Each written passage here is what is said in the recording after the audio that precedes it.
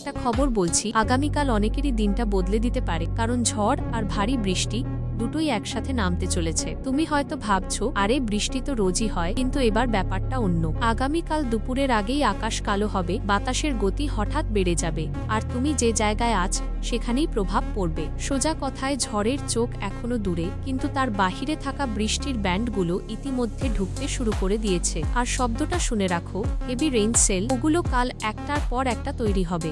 তাপমাত্রা এক ধাক্কায় 4-6 ক্যারেট 4 সিসি কমে যাবে, আর্দ্রতা বাড়বে, আকাশ এমন হবে যেন সারাদিন সন্ধ্যা। বিদ্যুৎ চমক, বজ্রপাত এগুলোও সকালের দিকে বাড়তে থাকবে।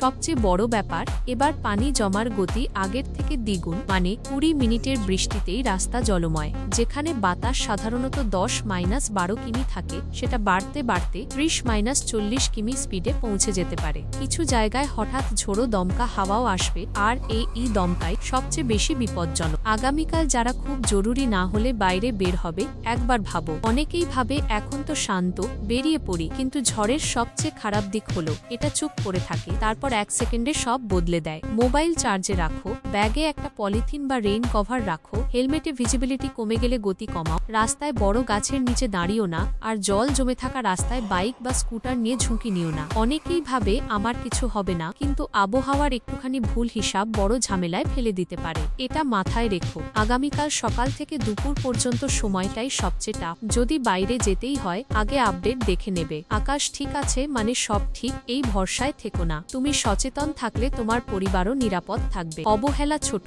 কিন্তু বিপদ বড়। সতর্ক হও, প্রস্তুত থাকো, আগামীকাল নিজের সেফটিটাই ফার্স্ট প্রায়োরিটি করে নাও। আর একটা জিনিস, কোনো গুজব শুনে ভয় পেও না, শুধু অফিসিয়াল আপডেটেই ভরসা রাখবে। চাইলে এই ভিডিও শেয়ার করে অন্যদেরও সতর্ক করতে পারো, কারণ একটা সচেতনতা অনেক বড় বিপদ এড়াতে পারে। নিরাপদে থাকো, আগামীকাল সাবধানে চলাফেরা করো।